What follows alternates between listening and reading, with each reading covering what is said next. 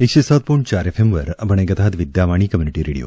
मित्र, प्रसारणात यानंतर आपण ऐकणार आहोत कार्यक्रम नवयुगाची ज्ञानमाला. हा कार्यक्रम आपण गर्जे मराठी ग्लोबल यांच्या सहकार्याने प्रसारित करीत आहोत. आज या कार्यक्रमात आपण गेमिंग इंडस्ट्री आणि त्याच्यामागचं गणित या विषयावर माहिती करून घेणार आहोत. याविषयी आपल्याला माहिती देणार आहेत डॉक्टर सुधीर काळे आणि त्यांच्याशी संवाद साधला आहे श्री दत्तने. आज या मुलाखतीचा भाग पहिला आम्ही प्रसारित करीत आहोत. ऐकूयात कार्यक्रम नवयुगाची ज्ञानमाला.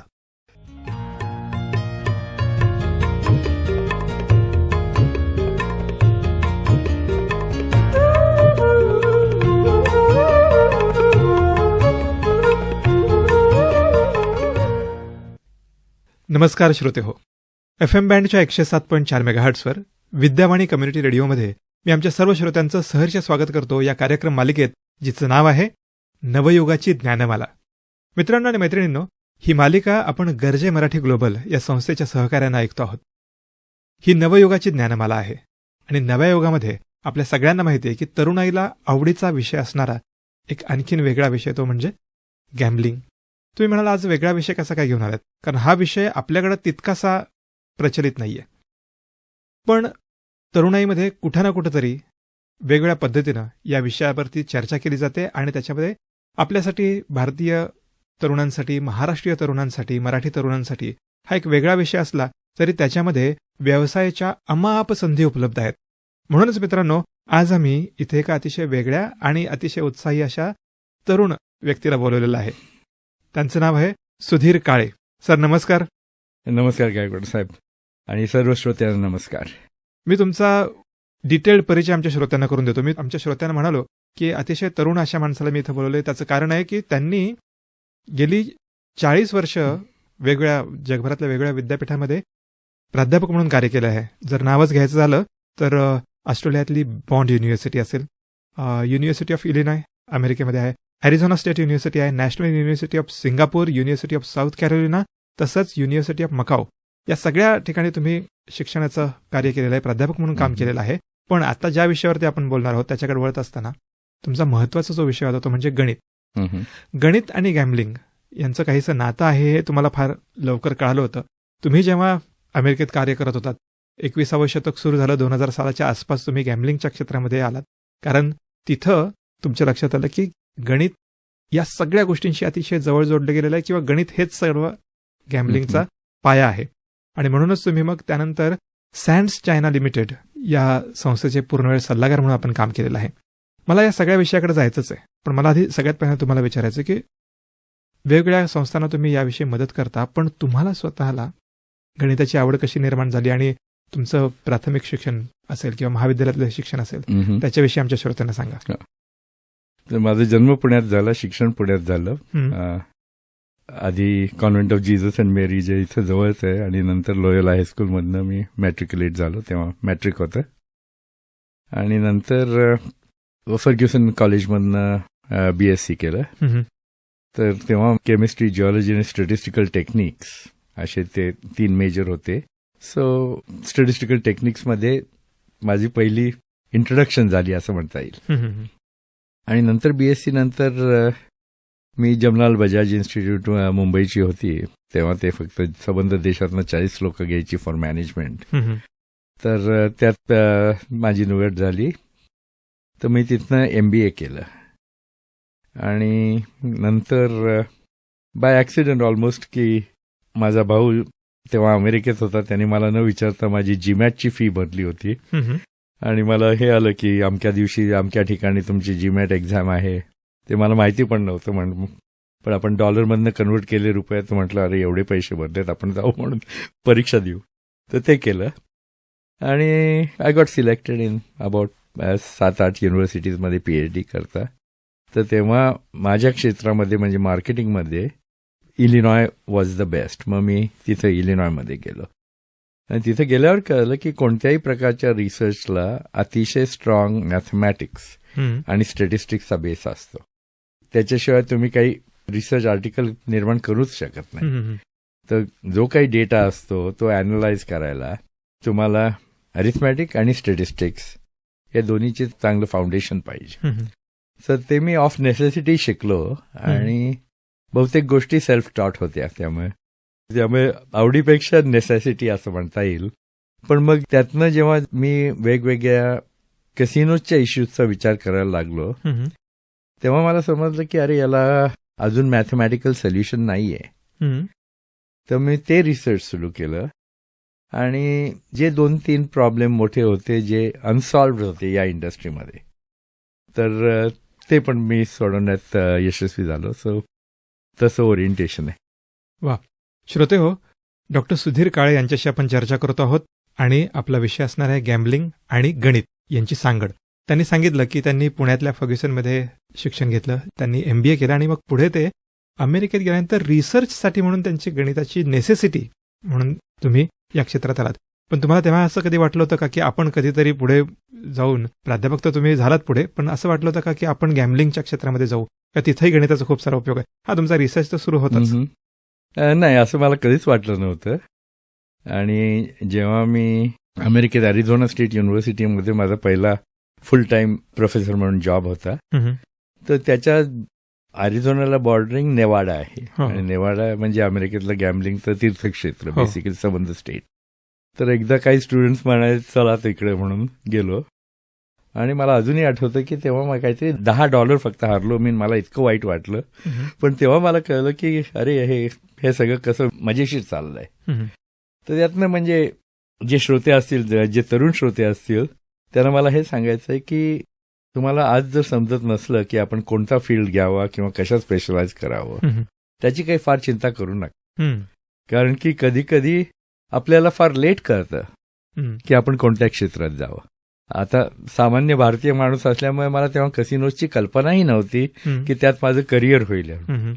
कारण की तो एक्सपोजर नव्हता, काहीच नव्हतं. तसंच आजकालच्या युवकांना आणि बरेचसे जॉब्स जे येतील पुढे ते अजून क्रिएटही नाही झाले. बरोबर. ओके, त्या इंडस्ट्रीज अजून क्रिएट नाही झाल्या. आता 5 वर्षापूर्वी, 10 वर्षापूर्वी AI कोणी ऐकलं पण नव्हतं. आणि आता सध्या सगळेजण AI म्हणतात. बरोबर. तसंच बाकीचे पण आता डेव्हलपमेंट ज्या होत आहेत आणि ज्या रेटने होत आहेत, तर वाईट नाही वाटून घ्यायचं की आपल्याला माहित नाही अजून आपण काय व्हायचंय, डॉक्टर व्हायचंय का इंजिनियर व्हायचंय. जनरली भारतीय पेरेंट्सना ते दोन्ही असतं, इंजिनियर किंवा डॉक्टर किंवा इन्फॉर्मेशन टेक्नॉलॉजी. तर तसं संकुचित न राहता जितके दिवस तुमचं माइंड ओपन ठेवता येईल तितकं करावं आणि मग एका क्षेत्रातनं दुसऱ्या क्षेत्रात जाता येतं. जसं माझं बॅचलर्स केमिस्ट्रीमध्ये होतं, MBA माझा स्वतःचा व्यवसाय होता म्हणून मी फायनान्समध्ये केलं. पण PhDला तिथं बजाजमध्ये एक तरुण गुप्ता म्हणून प्रोफेसर होते, ऑल्सो US एज्युकेटेड. तर त्यांना विचारलं की फायनान्स करू, मार्केटिंग करू. ते म्हणे you cannot do a masters job unless you love what you do. त्याच्याविषयी खरं प्रेम असलं तर तुम्ही करा. मग मी ते बदलून मार्केटिंग केलं आणि बरंचसं माझं कन्सल्टिंग वगैरे ते इंटरनॅशनल बिझनेसमध्ये झालं. And then I ended up in casinos. तुमचा प्रवास अतिशय रोमांचकारी आणि खूप वेगळ्या पद्धतीने गेलेला आहे.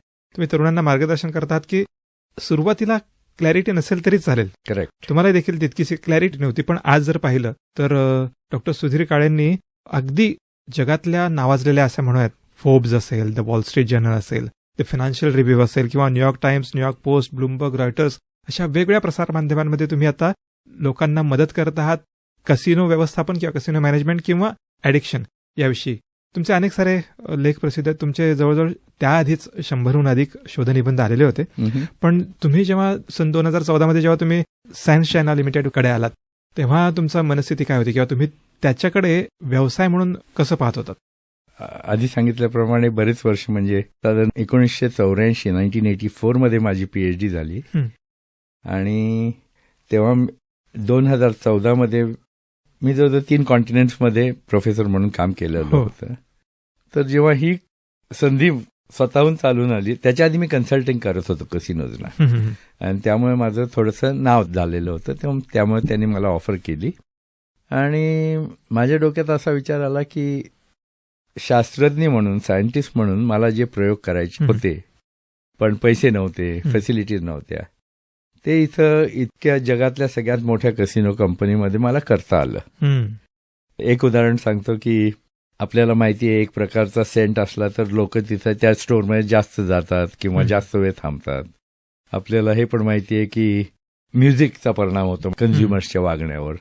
पण त्या दोन्हीचं इंटरॅक्शन कसं होतं. अच्छा. तर हे जर आपल्याला टेस्ट करायचं असेल तर आपल्याला फार मोठ्या फॅसिलिटीज लागतात, जिथं तुम्ही सेंट बदलू शकता, म्युझिक बदलू शकता वेगवेगळ्या वेळेला सायमल्टेनियसली.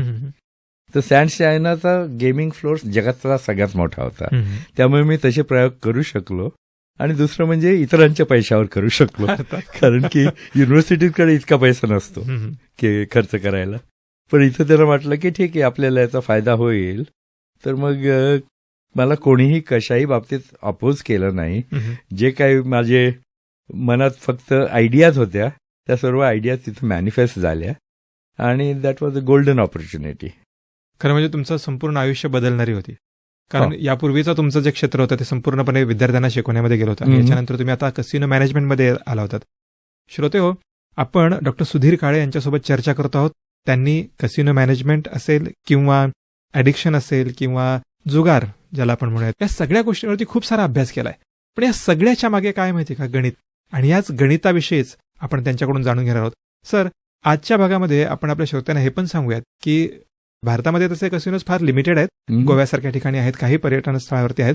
पण जेव्हा कसिनोज आपण म्हणतो तेव्हा तिकडे जे खेळ खेळले जातात किंवा ज्या गेम्स असतात, त्या गेम्समध्ये गणित कसं काय अंतर्भूत असतं ते आमच्या श्रोत्यांना अगदी समजेल अशा भाषेमध्ये तुम्ही सांगू शकाल. फक्त कसिनोज नाही, पण कोणतीही जरी इंडस्ट्री असली तरी पण गणित त्याचा इंटिग्रल पार्ट असतो. आता या खोलीत आपण म्हणा, हे फ्लोरिंग जे टाकलेलं आहे, तर कोणी ठरवलं की किती आपल्याला हे फ्लोरिंग मटेरियल लागणार आहे. तर कोणीतरी हे मेजर केलं की रूमचं लेंथ काय आहे, त्याची रुंदी काय आहे, या साधारण प्लॅंकची रुंदी आणि हे किती आहे, आणि त्याच्यावरनं त्यांनी जितकं मटेरियल पाहिजे तितकं घातलेलं आहे. ओके. तर गणित हे सर्व इंडस्ट्रीजमध्ये आहे आणि कोणतीही इंडस्ट्री नाही की ज्यात गणित हे काम करत नाही. ओके.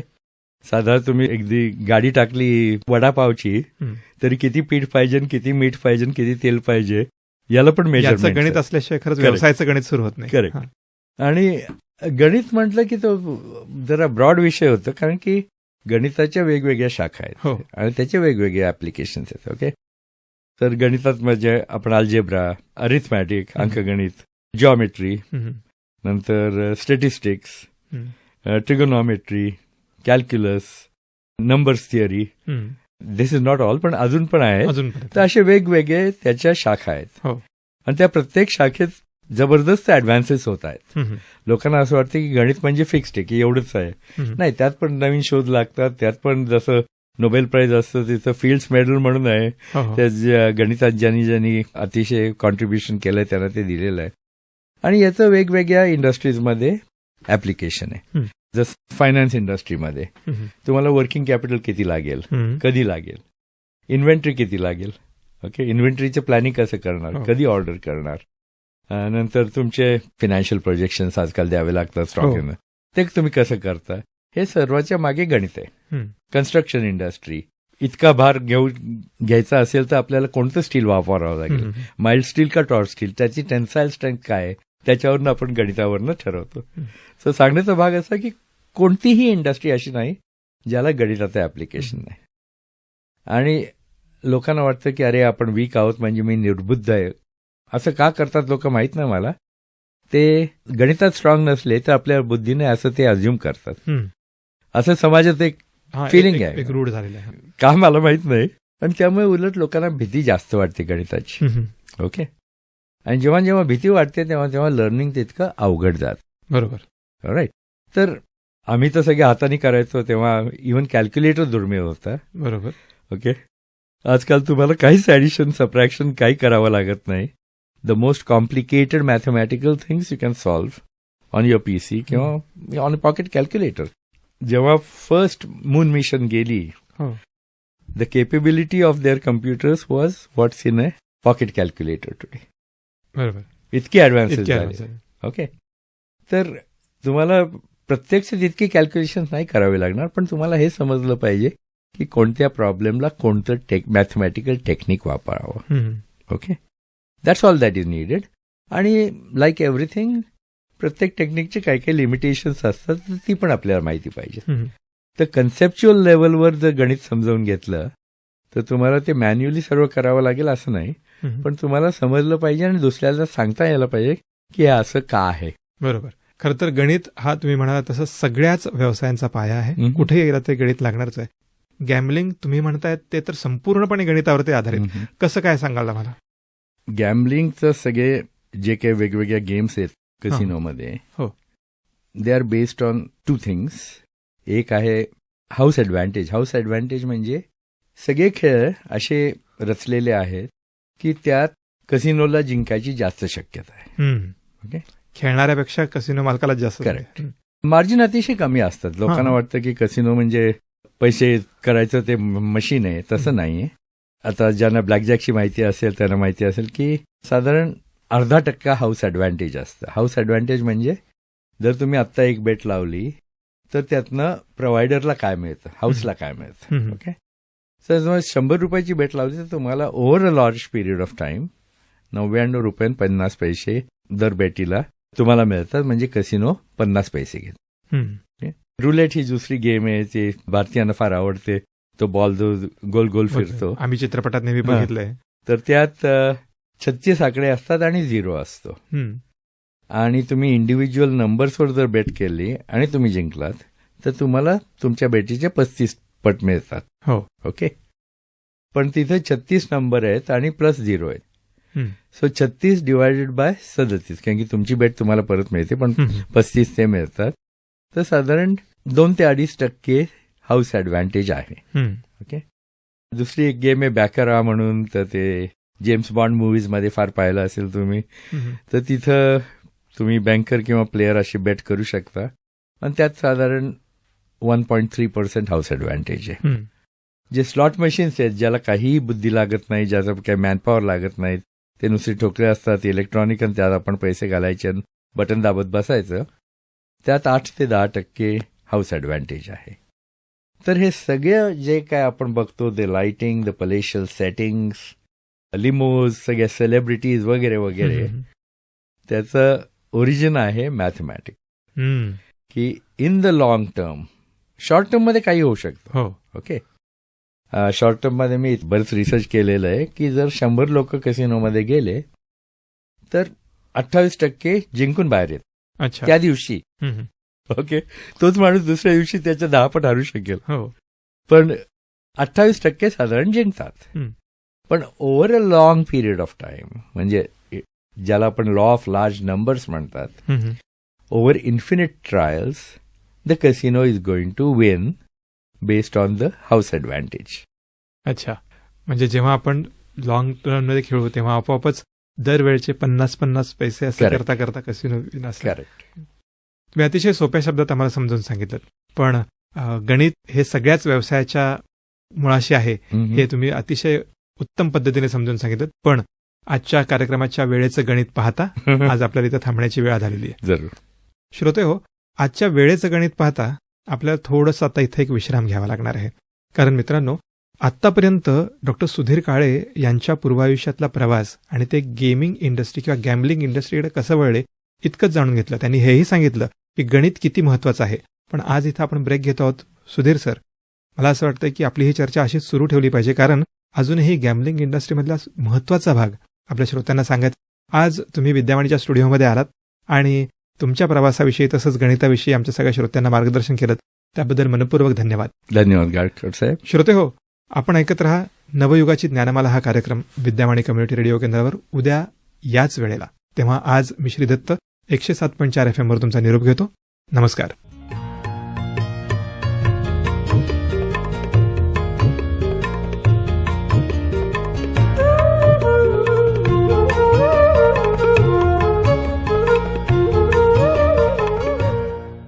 मित्रहो, आताच आपण गेमिंग इंडस्ट्री आणि त्याच्या मागचं गणित याविषयी जाणून घेतलं डॉक्टर सुधीर काळे यांच्याकडून. त्यांच्याशी या विषयावर संवाद साधला होता श्री दत्तने. नवयुगाची ज्ञानमाला या कार्यक्रमांतर्गत आपण या मुलाखतीचा भाग पहिला ऐकलात. याच मुलाखतीचा भाग दुसरा आपण उद्या विद्यावाणीवरून याच वेळेत ऐकणार आहोत. हा कार्यक्रम आपण गर्जे मराठी ग्लोबल यांच्या सहकार्याने प्रसारित केला.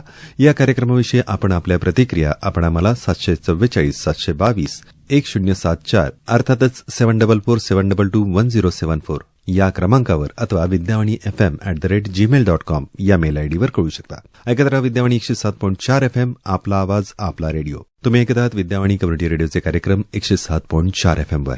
मित्रहो, प्रसारणात यानंतर आपण ऐकणार आहोत कार्यक्रम नवयुगाची ज्ञानमाला. हा कार्यक्रम आपण गरजे मराठी ग्लोबल यांच्या सहकार्याने प्रसारित करीत आहोत.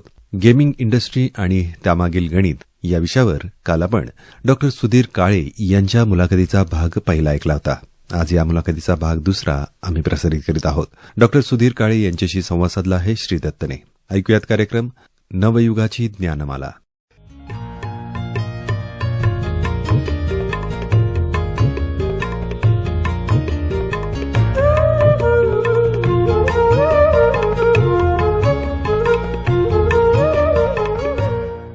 श्रोतेहो नमस्कार. विद्यावाणी कम्युनिटी रेडिओ केंद्र अर्थात 107.4 FM वर मी श्रीदत्त आमच्या सर्व श्रोत्यांचं सहर्ष स्वागत करतो या मालिकेमध्ये, जिचं नाव आहे नवयुगाची ज्ञानमाला. हा कार्यक्रम आपण गरजे मराठी ग्लोबल या संस्थेच्या सहकार्यानं ऐकतो आहोत. आणि आपल्या सगळ्यांना आठवत असेल की कालच्या भागामध्ये आपण डॉक्टर सुधीर काळे यांच्यासोबत गॅमलिंग, मॅथमॅटिक्स आणि त्यातली इंडस्ट्री याविषयी आणि त्याच्यातल्या बऱ्याचशा गोष्टींविषयी चर्चा करायला सुरुवात केलेली आहे. पण त्याच्यातल्या मी आता जे म्हणालो बऱ्याचशा गोष्टी त्या अजून यायच्या आहेत. मित्रांनो, कालच्या भागात आपण असं ऐकलं की काळे सरांनी त्यांचं जे शिक्षण आहे ते केमिस्ट्रीमध्ये ग्रॅज्युएशन केलं, त्याच्यानंतर फायनान्समध्ये मार्केटिंग केलं, त्याच्यानंतर PhD करत असताना मार्केटिंगकडे गेले. पण त्यांना त्यांच्या आयुष्यातला जो महत्त्वाचा टप्पा आहे तो 30 वर्षांच्या प्राध्यापकीनंतर कधीतरी गॅमलिंगमध्ये सापडला. त्यांचा एकूण अनुभव जाणून घेत असताना आपल्याला हे जाणवलं की गॅमलिंगचं क्षेत्र खूप मोठं आहे. तिथं गणिताशिवाय खरं दुसरं काहीच नाही, पण तरी देखील तिथं व्यवसायाच्या खूप साऱ्या संधी उपलब्ध आहेत. आणि त्या संधी काय आहेत, त्या संधींचा आपण आपल्यासाठी कसा फायदा करून घेऊ शकतो, हेच सगळं आपल्या आजच्या तरुण विद्यार्थ्यांना सांगण्यासाठी आम्ही पुन्हा एकदा विद्यावाणीच्या स्टुडिओमध्ये डॉक्टर सुधीर काळे सर यांना आमंत्रित केलेलं आहे. सर नमस्कार. नमस्कार. तुमचं पुन्हा एकदा खूप स्वागत आहे. सर, आपण काल बोलत असताना खूप मोठ्या मोठ्या गोष्टी आपण ऐकल्या की तुम्ही या इंडस्ट्रीमध्ये जसे आलात त्याच्यामध्ये गणित हे खूप महत्वाचं आहेच आहे, पण त्याचबरोबर अलीकडच्या काळामध्ये जे काही डेव्हलपमेंट झालेले आहेत त्या खूप महत्वाच्या आहेत. गॅमलिंग आपण पाहिलं तर कसिनोचा उल्लेख तुम्ही कालच्या भागामध्ये केलात, आजही आपण त्याच्याविषयी बोलूयात. पण अलीकडच्या काळामध्ये आपण पाहतो की भारतामध्ये तरी सुरुवातीला या सगळ्या गेम्स आता आपण पाहतो अलीकडच्या काळात या ऑनलाईन आलेल्या आहेत. ऑनलाईन गेमचा पण खूप मोठा वाटा आहे भारताच्या सगळ्याच एकूण गॅमलिंग आणि गेमिंगमध्ये. आपण देखील एका मोठ्या संस्थेचे संस्थापक आहात. गेम प्लॅन कन्सल्टंट अशी ही संस्था आहे. याच्या माध्यमातून तुम्ही अनेक साऱ्या संस्थांना, अनेक साऱ्या कंपन्यांना मार्गदर्शन करत आहात, गायडन्स देत आहात. तर याची सुरुवात कशी झाली? याची सुरुवात झाली जरा विनोदी हे आहे. खरं सांगायचं तर 1999 मध्ये माझं लग्न झालं आणि माझ्या बायकोला काहीच माहित नव्हतं याविषयी, तुमच्या व्यवसायाविषयी. माझ्या म्हणजे असंच कसिनो ऐकून माहिती आहे, पण खरं काय होतं काय नाही वगैरे वगैरे. तर त्या वर्षी मी वेगसला गेलो आणि तिला पण बोलावलं. तर तिने कधी कसिनोमध्ये पाऊल ठेवलं नव्हतं की लेट अलोन की कोणी खेळताना. आणि अनफॉर्च्युनेटली त्यावेळेला माझी जरा वाईट लक होतं. तर मी $50,000 हरलो. अरे बापरे. तर तिला तर अगदी एकदम शॉक बसला की खरंच 50,000 इंटू तेव्हा ₹70 काहीतरी रेट होता, तरी पण दॅट्स अ लॉट ऑफ मनी रक्कम होती. तर ती म्हणे मला हे काय माहित नाही, पण हे पैसे तुम्हाला रिकव्हर करायचे. म्हटलं ठीक आहे. तर लिटरली आणि फिगरेटिव्हली मी म्हटलं more money is to be made on the other side of the table. In other words, आपण त्यांना बीट तर नाही करू शकत, आपण त्यांना जॉईन हो म्हणून. आणि तेव्हा मी माझं कन्सल्टिंग सुरू केलं. जेव्हा मी ऑस्ट्रेलियाला गेलो तेव्हा सिंगल होतो, आय वॉजंट मॅरिड, आणि नवीन होतं त्यामुळे कोणी विशेष दोस्त वगैरे नव्हते. तर मी साधारण बऱ्याच वेळेला कसिनोमध्ये जायचं. तर तिथे इतकं गेल्यामुळे माझ्या सगळ्या लोकांशी चांगल्या ओळखी झाल्या, all the way to the top. म्हणजे डेव्हिड हिल्टन, जे हिल्टन संस्थेचे, तर he and I used to go for dinner a lot. मग इतक्या चांगल्या ओळखी झाल्या. तर त्यातनं मग मला कॉन्फरन्सेसमध्ये बोलावलं गेलं. मग काही आर्टिकल्स लिहिल्या मी त्याच्यावर, आणि त्यातनं माझे कन्सल्टिंग सुरू झाली. अच्छा. म्हणजे हे असं माणसाचं आयुष्य एकाला एक दुसरी गोष्ट अशी लिंक होते, ते आधी कधीच कल्पना नसते. की जेव्हा मी कसिनोमध्ये गेलो तेव्हा मला असं वाटलं नव्हतं की ते माझं पुढचं भावी आयुष्य होईल असं, पण ते तसं झालं आणि things fell into place. तर तसं ते झालं. मग मी म्हटलं की माझ्याकडे वेगळं असं काय की इव्हन आज आपण आधी म्हटलं की हे सगळं गणितावर आधारित असतं, परंतु मोस्ट सीईओज ऑफ कसिनोज त्यांच्याकडे कॉलेज डिग्री पण नाही. अच्छा. ओके. पण त्यांच्या अनुभवातनं ते इतकं शिकलेले आहेत. तर म्हटलं की ठीक आहे, माझ्याकडे एज्युकेशन आहे, माझ्याकडे हे टेक्निक्स जे वेगळे वेगळे स्टॅटिस्टिकल टेक्निक्स आणि मॅथमॅटिकल टेक्निक्स जे आहेत, they become my unique selling proposition, की माझं निश काय आहे. आणि त्यावर मग मी कन्सल्टिंग सुरू केलं आणि जगात 5 कॉन्टिनेंट्सवर माझे क्लायंट्स आहेत. ही तर सगळ्यात मोठी गोष्ट आहे की तुम्ही अशा परिस्थितीमध्ये, म्हणजे आपण वेगळ्या भाषेत जर बोलायचं झालं तर हा पत्नीचा पायगुणच म्हणायला पाहिजे की त्या दिवशी तुम्ही हरलात, पण त्या हरल्यामुळं पत्नीने जे चॅलेंज दिलं त्याच्यामुळे ही गेम प्लॅन कन्सल्टंट. म्हणूनच सांगतो मी की जो माणूस म्हणतो की हे सगळं मी प्लॅन केलं होतं ना असं झालं, तो खरं नाही सांगत. ओके. कारण की आयुष्यात इतक्या गोष्टी ऍक्सिडेंट म्हणून होतात आणि त्यावेळेला आपल्याला वाटतं अरे हे किती वाईट झालं, पण that most of the times leads to something very positive. खरंच हेच खरं आयुष्याचं गणित आहे. बरोबर. श्रोते हो, आपण ऐकतो आहोत नवयुगाची ज्ञानमाला या कार्यक्रमात डॉक्टर सुधीर काळे यांच्याकडून गॅम्बलिंग आणि त्यातल्या इंडस्ट्रीबद्दलच्या अनेक साऱ्या गोष्टी. सर, आपण 2 असे फ्रेमवर्क्स बनवलेले आहेत, स्माइल्स आणि क्लासिक.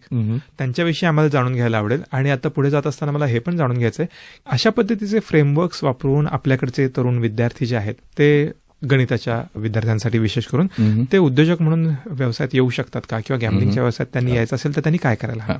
तर हे स्ट्रिक्टली मॅथमॅटिक्सवर आधारित नाही आहेत आणि हे जे फ्रेमवर्क्स आहेत ते कुठेही वापरू शकतो, कोणत्याही इंडस्ट्रीमध्ये माणूस वापरू शकतो. अच्छा.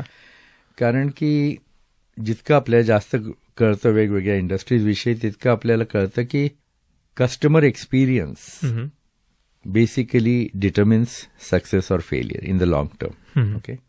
तर ज्या कंपनीज चांगला कस्टमर एक्सपिरियन्स देतात, 4 सीझन्स म्हणा, मॅरियट म्हणा, व्हॉट एव्हर, तर त्यांचे रेव्हेन्यू ग्रोथ इतरांशी कम्पेअर करता 5 पटीने जास्त असतं. अच्छा. जनरली तुमचे रेव्हेन्यू सगळ्यात जास्त कुठनं येतात, जे तुमचे एक्झिस्टिंग कस्टमर्स आहेत. नवीन कस्टमर अक्वायर करायला फार खर्च पडतो आणि ते त्या लेवलवर येईपर्यंत बरेच वर्ष निघून जातात. जर तुम्ही तुमचं कस्टमर रिटेन्शन 5% वाढवलं, ओके, पर इयर, तर तुमच्या प्रॉफिट्समध्ये 25 ते 95% फरक पडतो. And this applies across industries. कोणत्या इंडस्ट्री? तर मग मी तिथनं सुरुवात केली की आपल्याला कस्टमर एक्सपिरियन्स कसा इम्प्रूव्ह करता येईल. आणि जेव्हा मला सँड चायनाचं बोलावणं आलं तेव्हा मला वाटतं मी सांगितलं होतं की 30,000 employees, 6 casinos, 7 hotels, second largest retail mall in the world, probably the largest convention centre in the world, या सगळ्या ह्याच्यात वेगवेगळ्या कस्टमर सेगमेंट्सचं एक एक्सपिरियन्स इम्प्रूव्ह करण्याकरता माझा तो जॉब होता. अच्छा. Which is like made in heaven for me. नक्कीच. आणि over the course of years मला असं समजलं की अरे आपण कस्टमर एक्सपिरियन्स म्हणतो, पण effective customer experience is impossible without having a good employee experience. Because the employees ते डिलिव्हर करतात कस्टमरला, आणि ते जर मोटिवेटेड नसले, ते जर घाबरलेले असते, ते जर एन्थुझियास्टिक नसले तर तुम्हाला काही नाही करता येत. तर मग मी कस्टमर एक्सपिरियन्स आणि एम्प्लॉई एक्सपिरियन्स हे दोन्ही एकत्र करून हे 2 फ्रेमवर्क्स मी केलेले आहेत. तर एक होतं स्माइल्स. तर स्माइल्स हे अॅक्रोनिम आहे, म्हणजे शॉर्ट फॉर्म आहे. सो दॅट स्टार्ट फॉर, पहिलं म्हणजे सेगमेंटेशन.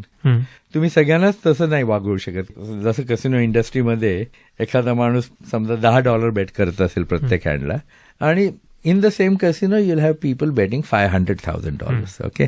त्या दोघांचे एक्सपेक्टेशन वेगळे असतात, त्या दोघांचे अनुभव वेगळे असतात, what they expect out of life. Because जे $500,000 बेट करू शकतात, to them everything has to be exceptional because they are used to that lifestyle. Okay.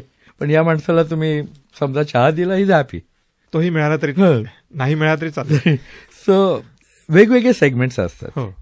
आणि त्यात पण आता स्टँड अलोन कसिनोज फार कमी आहेत जगात. मोस्टली इंटिग्रेटेड रिसॉर्ट्स असतात. तर इंटिग्रेटेड रिसॉर्ट्समध्ये काय असतं, तुमचे सिग्नेचर रेस्टॉरंट्स असतात from the best chefs in the world. त्याच्यात तुमचे 5 स्टार हॉटेल असतात, some of them 6-7 star. You have the ultimate in food and beverage. They offer you वेगवेगळे एंटरटेनमेंट. कन्व्हेन्शन सेंटर आपण बोललो, ज्या समजा जो माणूस कन्व्हेन्शन करता येतो त्याचे गरजा वेगळ्या असतात फ्रॉम समबडी हू गॅम्बल्स. ओके, तर या वेगवेगळ्या सेगमेंट्स अशा असतात. तर या वेगवेगळ्या सेगमेंटला आपण कसा अनुभव दिल्याने कस्टमर रिटेन्शन वाढेल, कस्टमर ग्रोथ होईल आणि तुमची प्रॉफिटेबिलिटी वाढेल. तर that is the basis of it. पहिलं सेगमेंटेशन. दुसरं म्हणजे मार्केट ओरिएंटेशन. मार्केट ओरिएंटेशन म्हणजे तुम्ही कोणताही निर्णय घेताना याचा माझ्या कस्टमर्सवर काय परिणाम होईल आणि मला कस्टमर्स विषयी जास्त डेटा, जास्त नॉलेज, जास्त इन्फॉर्मेशन कसं मिळू शकेल, ते मी कसं अॅनलाइज करू शकेल आणि in return apply that in terms of providing good experience. तर तिसरं म्हणजे इंटरनल मार्केटिंग. आता इंटरनल मार्केटिंग म्हणजे you treat your employees as your customers. जसं तुम्ही कस्टमर्सला जितकं टू एनॅमर देम ट्राय करता, तसं you try to make the job interesting, make sure that the employees are engaged, above and beyond duty ते काम करू शकतात, they are energised, all of those things. So that's why it's called internal marketing. Using marketing techniques but then on your employees. नंतर एक linkage analysis. तर समजा मी कुठे गेलो आणि एका कंपनीला म्हटलं की तुम्ही $10 लाख खर्च करा कस्टमर एक्सपिरियन्स. ते म्हणतील माझं रिटर्न काय आहे. परत गणित आलं इथं. ओके, तर ते जे कस्टमर मेट्रिक्स तुमचे असतात, सर कस्टमर मेट्रिक्स काय असतात? Customer satisfaction, customer lifetime value, okay, customer involvement, हे वेगवेगळे. आणि तुमचे फिनान्शियल मेट्रिक्स असतात. Financial metrics will be your return on investment, return on employed capital, return on each employee that you employ. So you have to show that तुमचे जे customer matrix आहेत त्यात improvement झाल्यावर तुमच्या फिनान्शियल मेट्रिक्सवर काय परिणाम होईल. नाहीतर they won't give you the time of the day. Okay, so that's why you have your linkage analysis. You are linking the customer matrix to the financial matrix. Only then a CEO will say ki theek hai, it is worth doing. Asa. Then you have emotional competence. So we have covered SMILES, SMIL. Ata E is emotional competence. Both customers as well as employees need to possess emotional intelligence. की आपण हे किती गप्पा मारल्या या techniques, हे ते ultimately business happens between humans. आणि आपल्या इमोशन्स आपल्या इंटेलिजन्सची कम्पेअर करता अतिशय जुने आहेत. The emotions go back millions of years. Rational thinking relatively नवीन आहे. Okay, so ultimately how do you make a person feel, आणि त्याच्याकरता इमोशनल इंटेलिजन्स लागतं.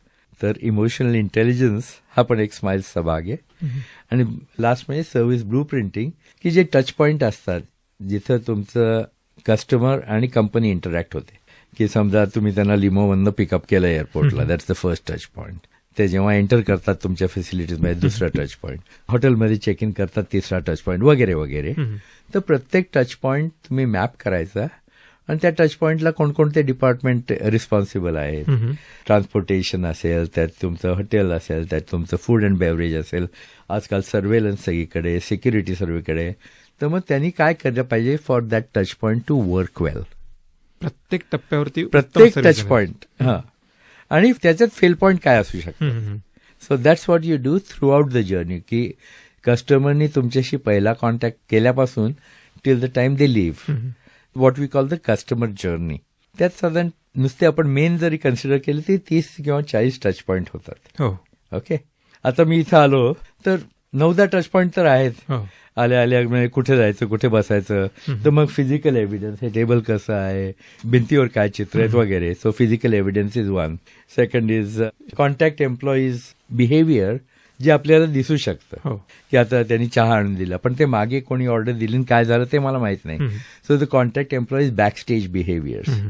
Okay, then you look at the support systems, की हे सगळं एअर कंडिशनर हे ते मेंटेन करायला, झाडू करायला कोणीतरी पाहिजे. आपल्याला दिसत नाही पण that is required. Okay, so the support system and systems, IT systems and all of that, the equipment over here. तर असे हे सगळं प्रत्येक टच पॉईंटला आयडेंटिफाय करायचं ते इम्प्रूव्ह कसं होईल ते बघायचं अँड दॅट्स हाऊ यू तर असं हे ते स्माइल्स सगळे आहेत. तर हा खरंच खूप चांगला असा फ्रेमवर्क आहे. श्रोते हो, विद्यावाणी कम्युनिटी रेडिओ केंद्रावरती आपण नवयुगाची ज्ञानमाला या कार्यक्रमात डॉक्टर सुधीर काळे यांच्याकडून ऐकतो आहोत की त्यांनी जे 2 फ्रेमवर्क्स डेव्हलप केलेले आहेत त्याचा वापर करत असताना आपण आपल्या व्यवसायामध्ये नक्कीच गुणवत्ता वाढ करू शकतो.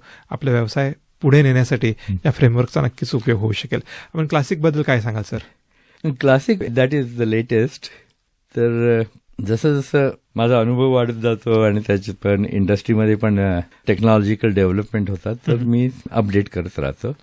क्लासिकमध्ये पहिलं आहे कस्टमर सेंट्रिसिटी, की जर कस्टमर नसला तर त्या संस्थेला एक्झिस्ट व्हायला काही कारणच नाही. अर्थात ओके, कस्टमर शिवाय व्यवसाय नाही. या एव्हरीबडी विल स्टार्व, करेक्ट.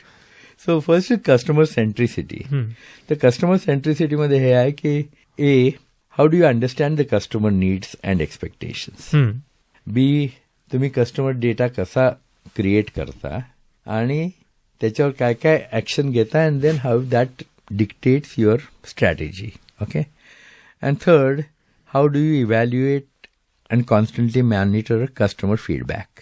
अच्छा. So I mean those are the 3 major things. नंतर एल अगेन इज लिंकेज अनालिसिस, ते आपण बोललो होतो पहिल्या याच्यात, ते बरेचसे कॉमन आहेत. नंतर A stand for the artificial intelligence, की आर्टिफिशियल इंटेलिजन्स 5-10 वर्ष कोणी ऐकलं नव्हतं, पण आता एका कंपनीशी ज्याच्याशी मी असोसिएटेड आहे 10 वर्षापूर्वी आम्ही कॉझल इंटेलिजन्स म्हणून वापरायला सुरुवात केली, की कोणताही ग्राहक तुम्ही त्याला वेगवेगळे ऑफर्स देऊ शकता. कोणाला आपण रेस्टॉरंट व्हाउचर देतो, कोणाला आपण फ्री रूम देतो, कोणाला आपण फूड अँड बेव्हरेजचं हे देतो, व्हॉट एव्हर इट मे बी. तर प्रत्येक कस्टमरला इथं जास्त वेळेला येण्याकरता मी काय ऑफर द्यावी हे आर्टिफिशियल इंटेलिजन्स डिसाईड करतं. अच्छा. आणि ते केल्याने जवळजवळ रेव्हेन्यू 25 ते 30% वाढतो. नक्कीच. Okay. So that's relatively new. नंतर आहे आपलं सर्व्हिसस्केप. सर्व्हिसस्केप म्हणजे तुम्ही काही काही व्हिडिओ पाहिले असतील, पर्टिक्युलर इन मकाव, की इतक्या सुंदर फिजिकल फॅसिलिटीज आहेत in terms of themes, waterfalls, erupting volcanoes, whatever it may be. आता मकावमध्ये सँडशाईन आहे 2 सुरू केले. एक Londoner which replicates London in the casino itself, and one is the Parisian which replicates Paris. The first one was the Venetian, की व्हेनिसमध्ये जसे आहेत ते बोट्स अँड ते opera singers and then all of those things that we have replicated both in Las Vegas as well as in Macau. So that's known as the servicescape, की जे काही त्या सर्व्हिस फॅसिलिटीमध्ये आपल्याला दिसू शकतं, employee uniforms, cleanliness, temperature, humidity, ambient conditions, the light, the sounds, the scent, all of those things. So that constitutes your servicescape. आणि त्याचा भरपूर फायदा होतो, की आजकाल लोक 300-400 रुपये देऊन का कॉफी पितात. Not because it's the best coffee, त्याचा जो अँबियन्स जो आहे तर तशीच कॉफी तुम्हाला हातगाडीवर मिळू शकेल, नाही असं कदाचित. ओके, 40-50 रुपयाला, पण नाही, लोक 7-8 पेयर देतात, त्याचं सर्व्हिसस्केप करतात. नंतर इंटरनल मार्केटिंग अगेन. आणि या सगळ्या ह्याच्यात the most important is internal marketing. How you treat your employees. मी अरिझोना स्टेट युनिव्हर्सिटीला शिकवत असताना स्टीव्ह मॅरियट ग्रुपचा माझ्या क्लासमध्ये विद्यार्थी होता माझा. अच्छा. तर हिज फादर बिल मॅरियट, त्यांच्या हातात होतं की हायरिंग द टॉप एक्झिक्युटिव्ह वगैरे, आणि even the hiring the new MBAs as interns. तर त्यानं 3 प्रश्न विचारायचा प्रत्येक माणसाला, की every business has 3 objective: satisfied customers, satisfied employees and your financial bottom line. What is your priority, तुम्ही कशावर फोकस करा. तर जे मार्केटिंगचे होते customer experience, that is the most important. जे HR होते ते म्हणायचे एम्प्लॉईज, आणि जे financial origin, of course you have to focus on financial ratio. तर त्यांचं लॉजिक असं होतं की no, focus on the employees. You focus on the employees, treat them well, they will treat the customers well. You treat the customers well, they will keep coming back and you will automatically be profitable. तर म्हणून ते internal marketing इतक्या महत्वाचं आहे. आणि the last one is company wide collaboration, की आता तुमचे इतके डिपार्टमेंट असतात, security, surveillance, food and beverage, operations, hotel, they should not operate की वेगवेगळ्या एंटिटीज आहेत, कारण की कस्टमरच्या दृष्टीने सगळ्या एकच आहे. म्हणून जी आपण इंग्रजीमध्ये सायलो मेंटॅलिटी म्हणतो, की मी आणि माझं डिपार्टमेंट किंवा मी आणि माझा टास्क फोर्स, तर ते अतिशय डेट्रिमेंटल असतं कस्टमर एक्सपिरियन्सला. Information has to flow, customer hand over has to take place in a correct way. Okay, transportation ड्रायव्हरनी गेस्टला सोडलं हॉटेलशी, पण पुढे कसं होतं and what is that hand over like, तर हे कंपनी वाईड कोलॅबोरेशन असल्याशिवाय ते होत नाही. बरोबर. So that's the last one in terms of the classic framework. या दोन्ही फ्रेमवर्क्स मला वाटतं कुठल्याही कोणत्याही व्यवसायात अतिशय उपयुक्त असे असतील. श्रोते हो, व्यवसायामध्ये आपण कशा पद्धतीनं स्माइल्स आणि क्लासिक्स या फ्रेमवर्क वापरू शकतो. आता पुन्हा एकदा आपण आपल्या मूळच्या विषयाकडे, गणिताकडे वळत असताना मला असं विचारायचं की गॅम्बलिंग हा जो व्यवसाय आहे हा जगभरात खूप मोठ्या प्रमाणावर चालतो, पण त्याच्याविषयीचं शिक्षण असं ॲज सच आपल्याकडच्या म्हणजे आशियाकडच्या, पूर्व आशियाकडच्या देशांमध्ये मिळत नाहीये. पण असं आम्ही ऐकलेलं आहे, पाहिलेलं आहे की युनिव्हर्सिटी ऑफ मकाऊ आणि युनिव्हर्सिटी ऑफ नेवाडा यांनी गॅम्बलिंगच्या संदर्भातले काही अभ्यासक्रम तिथे आले आहेत. आपल्याकडे ही शक्यता किती आहे आणि त्याच्यामध्ये आपण पुढे जायचं असेल तर नेमकी आपली स्ट्रॅटेजी, आपली धोरणं कशी असली पाहिजेत? तर आपण म्हणजे नुसतं कसिनो बिझनेस बघितला विदाउट ऑनलाईन गॅम्बलिंग तर वर्ल्ड वाईड साधारण $300 बिलियन आहे बिझनेस आहे. So it's a large business. हो. इन्क्रीजिंगली वेस्टर्न कंट्रीजमध्ये the population is getting older. इंडियामध्ये आपल्याला आपण ज्याला डेमोग्राफिक डिव्हिडंड म्हणतो, something like 60% of the population is under 35. तर त्यात भरपूर ऑपॉर्च्युनिटीज आहेत, कारण की हे जे कसिनोजला डीलर्स लागतात, रूम सर्व्हिसचे लोक लागतात वगैरे वगैरे, त्यात India could become a prime source. Also generally Indians मॅथमॅटिक्समध्ये चांगले असतात. आता सीईओज मला कदाचित कॉलेज डिग्री नसेल, but they have enough money to hire the best brains from the best schools in the world. So, that also could be a possibility. आपण IT companies बघतो भारतातल्या, TCS or Infosys or HCL Technologies. Every casino I know, large casino, they are a client of these companies. अच्छा. So, there's opportunities in that as well. Okay, being consulting to the casinos through these large IT companies, providing AI, providing systems, providing surveillance, all of those things. तर त्यात पण भरपूर opportunities आहेत. Problem हा आहे की normally जेव्हा तरुण माणूस करिअरचा विचार करतो तेव्हा त्याच्या डोक्यात कसिनो असं येत नाही सहसा, कारण की तेवढं एक्सपोजर नाहीये. आणि जे आपण गोव्यात बघतो that is nothing like the real casino business in the world. So there are possibilities both in terms of initially what you would call frontline jobs, म्हणजे आपण ॲज अ डीलर पत्ते हे करतो, all the way up to the CEO. Okay, there are possibilities at every stage. And casinos is one of the largest users of technology. Okay, and Indian firms excel in technology. बरोबर आहे. So there are immense opportunities over there to look at what the possibilities are. And where you can make a difference. कारण म्हणजे आपल्याकडे potential आहे, आपण या व्यवसायात नक्की पुढे जाऊन प्रयत्न करू शकतो. पण एक गोष्ट मला आता तुमच्या बोलण्यातनं पण ती आली की आपल्याकडं भारतीय संस्कृतीमध्ये किंवा भारतीय परंपरेमध्ये गॅम्बलिंगला थोडंसं वेगळ्या पद्धतीने पाहिलं जातं, त्याला ॲडिक्शन देखील जोडलेलं आहे. तर जाता जाता आपल्या सगळ्या श्रोत्यांना सांगूयात की हे जे जोडलेले शब्द आहेत त्याच्याकडं तुम्ही या विषयातले तज्ज्ञ आहात, गेली अनेक वर्ष तुम्ही अनेक साऱ्या कसिनोजना सल्ला देतात. तर तुम्ही कसं पाहता की गॅम्बलिंग म्हणजेच ॲडिक्शन का, आणि मग तरुणाईने याच्याकडे वळावं की नाही वळावं, तुमचा काय सल्ला असेल? ओके, तसं पाहिलं तर गॅम्बलिंग आणि इतर एंटरटेनमेंट फॉर्म्समध्ये काही विशेष फरक नाही. ओके, तुम्ही आजकाल चांगल्या रेस्टॉरंटमध्ये जेवायला जाता, $500-600 बिल होतं, कदाचित त्याहून जास्त, जास्तच जनरली.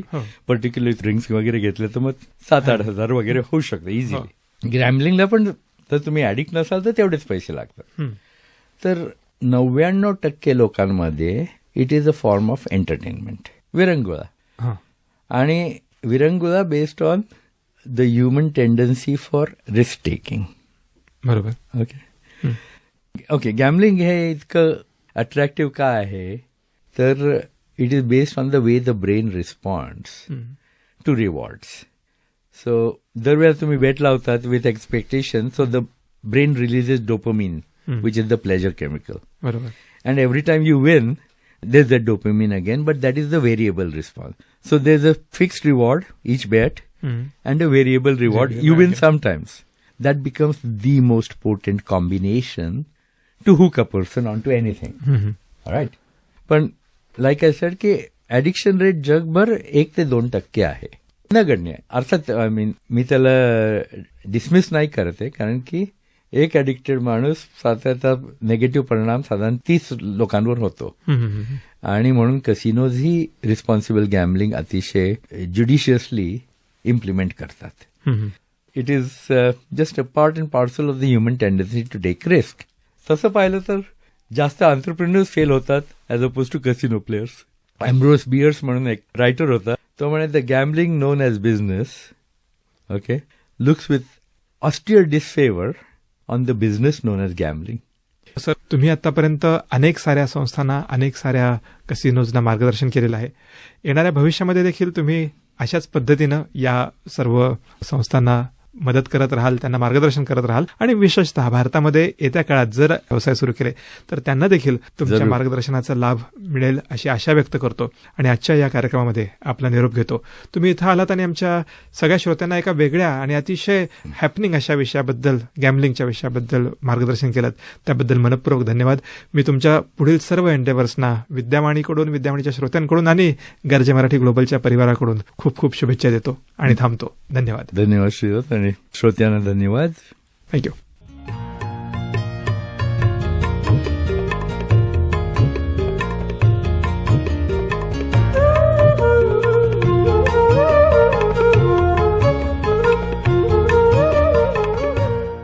मित्रहो, आताच आपण नवयुगाची ज्ञानमाला या कार्यक्रमांतर्गत गेमिंग इंडस्ट्री आणि मॅथमॅटिक्स याविषयी जाणून घेतलं डॉक्टर सुधीर काळे यांच्याकडून. या विषयावर त्यांच्याशी संवाद साधला होता श्रीदत्ताने. नवयुगाची ज्ञानमाला हा कार्यक्रम आपण गर्जे मराठी ग्लोबल यांच्या सहकार्याने प्रसारित केला. हा कार्यक्रम आपण दर शुक्रवारी आणि शनिवारी सकाळी 10:30 वाजता आणि दर सोमवारी आणि मंगळवारी सायंकाळी 6:30 वाजता ऐकू शकता. ऐकत रहा विद्यावाणी 107.4 FM. आपला आवाज, आपला रेडिओ.